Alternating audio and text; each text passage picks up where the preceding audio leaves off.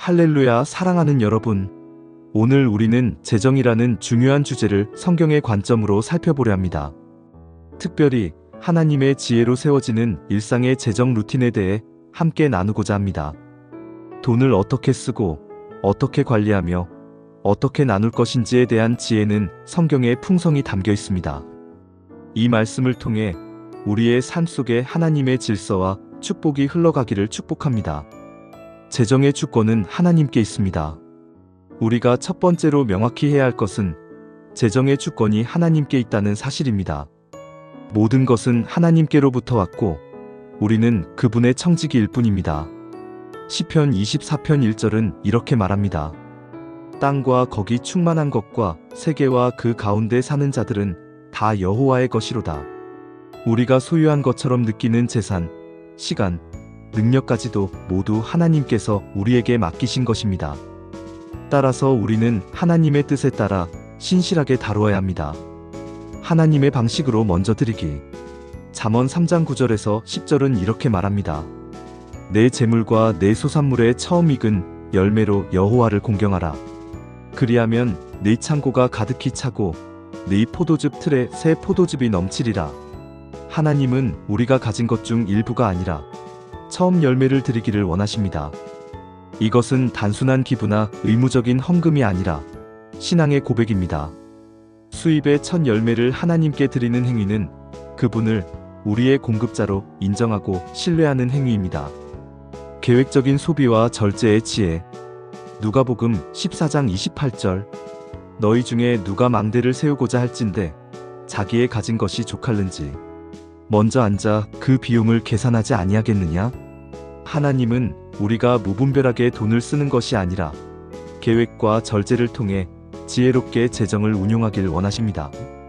가계부를 쓰고 예산을 세우며 소비의 우선순위를 정하는 것은 신앙의 일환입니다. 하나님의 질서 안에서 계획적으로 살아가는 삶은 풍요와 평안을 가져옵니다. 부채를 피하고 정직하게 살기. 로마서 13장 8절. 피차 사랑의 비되에는 아무에게든지 아무 빚도 지지 말라.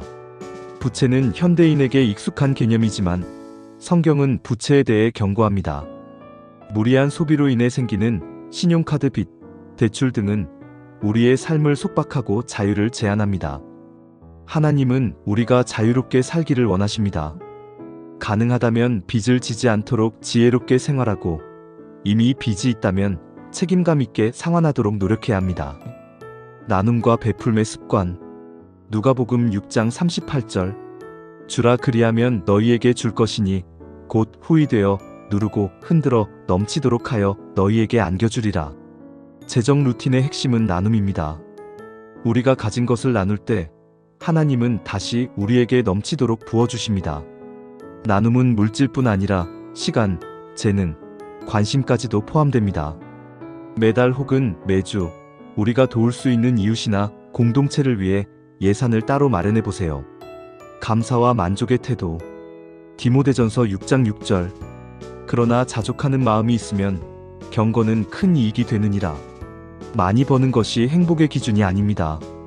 감사와 자족은 하나님 나라의 경제 질서입니다. 물질이 많아도 감사하지 않으면 부족함을 느끼고 물질이 적어도 감사하면 풍요를 누릴 수 있습니다. 감사의 마음은 불필요한 소비를 막고 더 큰 축복의 문을 여는 열쇠입니다. 기도로 시작하고 말씀으로 점검하기. 하나님의 지혜로 세워지는 재정 루틴은 단순한 재정관리 기법이 아닙니다. 그것은 기도와 말씀으로 연결된 믿음의 실천입니다. 중요한 결정을 내리기 전, 새로운 계획을 세우기 전 언제나 기도로 하나님께 묻고 말씀으로 점검하십시오. 야고보서 1장 5절. 너희 중에 누구든지 지혜가 부족하거든 모든 사람에게 후히 주시고 꾸짖지 아니하시는 하나님께 구하라. 그리하면 주시리라. 사랑하는 여러분, 하나님은 우리가 재정의 노예가 아니라 재정의 청지기로 자유롭고 풍요롭게 살기를 원하십니다. 그분의 방식은 세상과 다르며 오직 믿음으로 그 길을 걸을 수 있습니다. 오늘 이 말씀을 마음에 새기고 하나님과 함께 일상의 재정 루틴을 새롭게 세워보시길 바랍니다. 주님께 지혜를 구하고 순종으로 반응할 때 우리의 삶과 재정은 하나님의 은혜로 충만해질 것입니다. 하나님의 은혜가 여러분의 삶 속에 넘치기를 축복합니다. 아멘. 재정의 주권은 하나님께 있습니다. 우리가 첫 번째로 명확히 해야 할 것은 재정의 주권이 하나님께 있다는 사실입니다. 모든 것은 하나님께로부터 왔고 우리는 그분의 청지기일 뿐입니다. 시편 24편 1절은 이렇게 말합니다.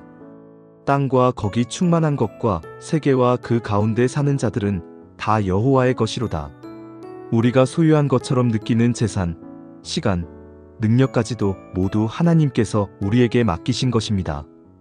따라서 우리는 하나님의 뜻에 따라 신실하게 다루어야 합니다. 하나님의 방식으로 먼저 드리기. 잠언 3장 9절에서 10절은 이렇게 말합니다. 내 재물과 내 소산물의 처음 익은 열매로 여호와를 공경하라. 그리하면 네 창고가 가득히 차고 네 포도즙 틀에 새 포도즙이 넘치리라. 하나님은 우리가 가진 것 중 일부가 아니라 처음 열매를 드리기를 원하십니다. 이것은 단순한 기부나 의무적인 헌금이 아니라 신앙의 고백입니다. 수입의 첫 열매를 하나님께 드리는 행위는 그분을 우리의 공급자로 인정하고 신뢰하는 행위입니다. 계획적인 소비와 절제의 지혜. 누가복음 14장 28절. 너희 중에 누가 망대를 세우고자 할진대 자기의 가진 것이 족할는지 먼저 앉아 그 비용을 계산하지 아니하겠느냐? 하나님은 우리가 무분별하게 돈을 쓰는 것이 아니라 계획과 절제를 통해 지혜롭게 재정을 운용하길 원하십니다. 가계부를 쓰고 예산을 세우며 소비의 우선순위를 정하는 것은 신앙의 일환입니다. 하나님의 질서 안에서 계획적으로 살아가는 삶은 풍요와 평안을 가져옵니다. 부채를 피하고 정직하게 살기. 로마서 13장 8절. 피차 사랑의 비두에는 아무에게든지 아무 빚도 지지 말라. 부채는 현대인에게 익숙한 개념이지만 성경은 부채에 대해 경고합니다. 무리한 소비로 인해 생기는 신용카드 빚, 대출 등은 우리의 삶을 속박하고 자유를 제한합니다. 하나님은 우리가 자유롭게 살기를 원하십니다. 가능하다면 빚을 지지 않도록 지혜롭게 생활하고 이미 빚이 있다면 책임감 있게 상환하도록 노력해야 합니다. 나눔과 베풀매 습관. 누가복음 6장 38절. 주라 그리하면 너희에게 줄 것이니 곧 후히 되어 누르고 흔들어 넘치도록 하여 너희에게 안겨주리라. 재정 루틴의 핵심은 나눔입니다. 우리가 가진 것을 나눌 때 하나님은 다시 우리에게 넘치도록 부어주십니다. 나눔은 물질뿐 아니라 시간, 재능, 관심까지도 포함됩니다. 매달 혹은 매주 우리가 도울 수 있는 이웃이나 공동체를 위해 예산을 따로 마련해 보세요. 감사와 만족의 태도. 디모데전서 6장 6절. 그러나 자족하는 마음이 있으면 경건은 큰 이익이 되느니라. 많이 버는 것이 행복의 기준이 아닙니다. 감사와 자족은 하나님 나라의 경제 질서입니다. 물질이 많아도 감사하지 않으면 부족함을 느끼고 물질이 적어도 감사하면 풍요를 누릴 수 있습니다. 감사의 마음은 불필요한 소비를 막고 더 큰 축복의 문을 여는 열쇠입니다. 기도로 시작하고 말씀으로 점검하기. 하나님의 지혜로 세워지는 재정 루틴은 단순한 재정관리 기법이 아닙니다. 그것은 기도와 말씀으로 연결된 믿음의 실천입니다. 중요한 결정을 내리기 전, 새로운 계획을 세우기 전, 언제나 기도로 하나님께 묻고 말씀으로 점검하십시오. 야고보서 1장 5절. 너희 중에 누구든지 지혜가 부족하거든 모든 사람에게 후히 주시고 꾸짖지 아니하시는 하나님께 구하라. 그리하면 주시리라. 사랑하는 여러분, 하나님은 우리가 재정의 노예가 아니라 재정의 청지기로 자유롭고 풍요롭게 살기를 원하십니다. 그분의 방식은 세상과 다르며 오직 믿음으로 그 길을 걸을 수 있습니다. 오늘 이 말씀을 마음에 새기고 하나님과 함께 일상의 재정 루틴을 새롭게 세워보시길 바랍니다. 주님께 지혜를 구하고 순종으로 반응할 때 우리의 삶과 재정은 하나님의 은혜로 충만해질 것입니다. 하나님의 은혜가 여러분의 삶 속에 넘치기를 축복합니다. 아멘.